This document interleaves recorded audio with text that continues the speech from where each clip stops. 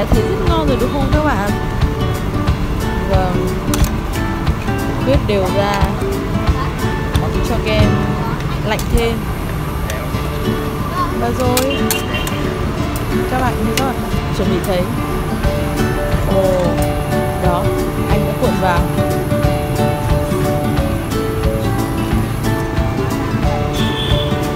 Sau đó vắt lên